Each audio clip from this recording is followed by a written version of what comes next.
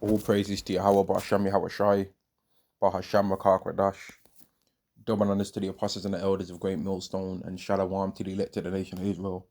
And this is going to be a video on how the elect are not to blame for the crimes of the non-elect, man. And this is based on something that I've seen happen today by where these Jakes did something wrong. And then there was a staff member at the particular place that was also Jake. And I could see that he was getting grieved by it, so I like nodded towards him, whatever. And then as I was passing by him, I said to him, "They're dumb in it." And then he was like, "Yeah, man, it's always our people, man." And then I turned back round. And I was like to him, "Yeah, but," said to him something along the lines of, "Yeah, but they're disgracing themselves. That ain't got nothing to do with us, right?" And it's true, because what this world tries to do is and he was still just fuming and getting all angry and that. The other woman that was working with that's an Edomite, she was all spazzing out, doing the most. And I was just thinking to myself, would you go on like that if a so-called white person did what those Jakes did? And I doubt she would. And then the Jake said it's always our people. And I was thinking to myself, in a particular situation that it was, I know for a fact that it's not our own people, because I've seen plenty of people that are not Jake get fines for doing the same exact thing what those Jakes did. I've seen it happen. But people always just overly watch our people and then try and make it like we're the only ones that do anything wrong, man. And you Jakes out there have to get out of that trap where you feel like you gotta overly do the most to try and prove to Esau, not to try and prove to Yahweh. You Jakes don't have that same mentality to prove it to Yahweh. You feel like you gotta overly do the most to prove to Esau that you're not the same as those Israelites that get caught doing wickedness in the world. But you don't think about same mentality to do it to Yahweh. You don't think, you know what, there's Israelites that don't believe in the Lord, so I'm going to overdo it in the eyes of Yahweh to prove that I believe. Y'all don't have that same mentality for that. But you've got that mentality when it comes to proving to Esau. Isaiah chapter 1 and verse 9, except Yahweh of hosts had left us a very small remnant, we should have been as Sodom and we should have been like Gomorrah. So our nation, the majority of them, are acting like they're inhabitants, citizens of Sodom and Gomorrah right now. Yet, for all the wickedness that they're doing, we're not guilty of that. If we're of the elect, we're not guilty of anything that they're doing. Yahweh's going to justify anything that people can even say that we have did wrong in this world. We ain't guilty for what they've did wrong. That ain't got nothing to do with us. They're guilty for their own crimes, right? We ain't going down for what Dave did wrong. But listen to this though, they are going to be blessed and benefit from the benefit that we're going to have. Isn't that fascinating? We're not going to be destroyed for their lack of faith, right? But they are going to win because of our lack of faith. You think I'm lying? Well, let's read this. Romans chapter 11 and verse 28. As concerning the gospel, they are enemies for your sake, but as touching the election, they are beloved for the Father's sake. So as much as these Israelites right now that don't want to believe that they're Israelites and are not acting anything like what an Israelite would act like, as much as they are just a complete enemy and they don't believe they're Israelite and they don't believe anything to do with this, they are technically Israelites. And they are loved also for the sake of their forefathers, which are the same as our forefathers, Abraham, Isaac, and Jacob. Verse 29, for the gifts and calling of God are without repentance. So even though Yahweh is giving it to them as well, he's not, don't have to apologize and be like, okay, you members of the elect, you all had to go through a way harder trial on earth, and you're ultimately going to still get the same kingdom that the Israelites that don't believe right now are going to get. Although you're going to have a better position in that kingdom, but they're still going to get enjoyment out of the same kingdom as well. Does you have to apologize to us for that? Like, oh, I'm going to give all of the people of this nation the same immortality anyway, but you just got a few thousand more years of it better more than them, because that's going to be the difference between some people that were scoffers right now and non-scoffers. It's going to be maybe a few thousands of years extra and all the unlimited knowledge that we're going to have from knowing about this society now and remember what an Edomite was. That's going to be heavy knowledge to remember what an Edomite looked like. The elect to the nation of Israel are the only ones that are going to still remember that time. We're going to be the only ones that are going to still remember this kingdom now if we're of the elect. But I remember being in a 2, 3, 4, 5, whatever bedroom house it was. That you've got 1 bedroom studio, whatever it is. Remember having to work for Esau, and then you're gonna remember seeing Esau working for you for no pay, just looking disheveled, man. We're gonna remember seeing these current presidents and prime ministers in all of their different reincarnations. Because I'll travel in the kingdom. I'll travel out, man.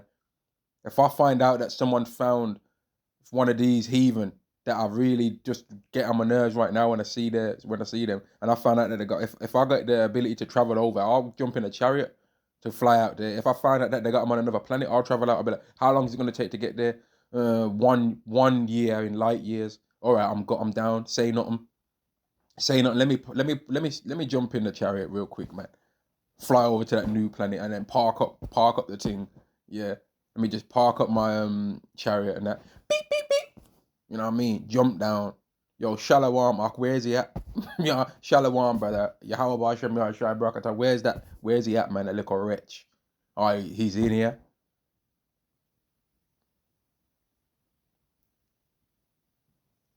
And you people, like some of you people, haven't got the imagination that we've got. we've got a very big imagination these days to think about all these things, man. We're gonna be flying around in chariots. We might just some of the times in the kingdom, even though we could just sit by a big lake, go fishing and eat grapes.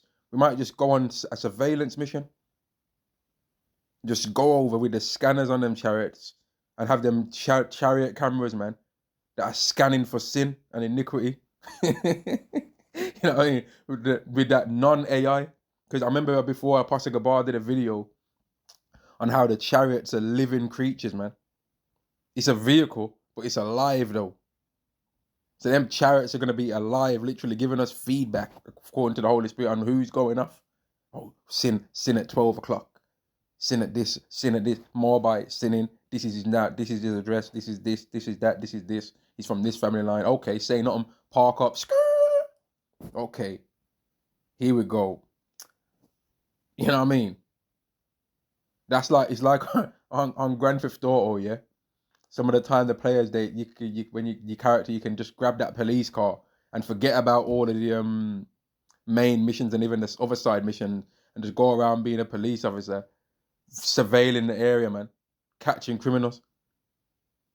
That's what the Israelites are going to be doing some of the days, man. We might just not even give it to our heathen to do and just be like, you know what, I'm doing it because they're going to be off as well. We're gonna see what's up with them, who we told them to monitor, and we're gonna be monitoring who they was monitoring as well, man. But anyway, let me not get off track. Verse 30. For as ye in times past have not believed God, yet now have obtained mercy through their unbelief. So we ain't guilty because they don't believe in none of this and because they're going off in the world. In fact, we're obtaining mercy because they don't believe. So if that's what makes us obtain mercy, well, hey, make more people go off then. Make more people think it's okay to have a shape up and not have a beard and sleep with another man's wife then. Because that just ultimately means that there's more and more chance that we're going to have mercy because of their unbelief. The more and more they don't even want to believe that we're the Israelites, but we do believe it. Okay, well, we're showing more faith than they are. So that's more chance that we could be of the elect then, right? So, okay, that's more and more chance that we're going to be the first batch of immortals on earth. Yahweh Shai's been immortal for a long time now, thousands of years, right? But he wasn't doing it on earth. But he's getting ready to come and do it on earth, man. And that's the mad thing, because he's been immortal so long in the heavens. Man, that's mad, man. I'm not even going to say what I was going to say. Verse 32. For God have concluded them all in unbelief, that he might have mercy upon all. So we're all ultimately considered unbelievers anyway. But we're not guilty for the unbelief of the non-elect. Verse 33, all the depths of the riches of the wisdom and knowledge of God. How unsearchable are his judgments and his ways past finding out. For who have known the mind of the Lord, or who have been his counselor? Now, let me get this. Romans chapter 8 and verse 33. In fact, verse 29, for whom he did foreknow, he did also predestinate to be conformed to the image of his Son, that he might be the firstborn among brethren. Moreover, whom he did predestinate, them he also called, and whom he called, them he also justified, and whom he justified, them he also glorified. And what shall we say then to these things? If God be for us, who can be against us? So we don't have to prove ourselves to Esau. Oh, I'm not like them other so-called black people.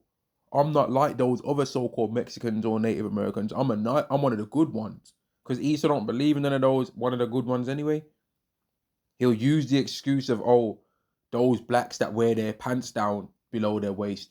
I don't like them because they wear their pants down to the bottom of their waist. But you're one of the good ones. But then, okay, when you don't wear your pants down to the waist, but then you're on your job, and one of the Edomite women that he's lusting after, he always catches her lusting after you all the time. Well, he don't like you now, not because of you pants being down below your waist, because he knows you're better looking than him. And he knows that as long as you're around, then he's going to at best be number 2. So he's not going to like you because of that. And all of these reasons are ultimately he doesn't like you because you're an Israelite. Because Yahweh Shai wasn't wearing his pants below his waist. Did the Edomites love him? No, they didn't. They hated him. Herod the Great, Herod the so-called great, tried to unalive Yahweh Shai when he was a baby. He wouldn't have been doing much talking then, would he? When Yahweh Shai was a baby, he wouldn't have been doing much talking. Now, if anyone would have been able to talk as a baby, it would have been Yahweh Shai, but whether you want to believe he was or wasn't doing much talk, he couldn't have been doing much. He wasn't doing nothing wrong. We know that. He never did nothing wrong in his whole life as Yahweh Shai. So, but Esau hated him though. Herod still tried to unalive him. Mordecai didn't do nothing wrong. Haman hated him. Mordecai saved Xerxes' life. Ahasuerus, he saved his life. But all his groups was that he wouldn't bow to him because he chose to bow to Yahweh. But Haman, if his forefather Esau wasn't as wicked of a demon as he was, then he would have been bowing down to Yahweh as well. But his forefather sold the birthright and lost the blessing, which it was never his blessing anyway. Verse 32, he that spared not his own son, but delivered him up for us all, how shall he not with him also freely give us all things? Who shall lay anything to the charge of Yahweh's elect? It is Yahweh that justifieth. So none of these people are going to be able to say, oh, the black people, you saying that, why should these people get to be chosen? Because look at all the things that other so-called black people did, and Mexicans and Native Americans and the other Israelites did.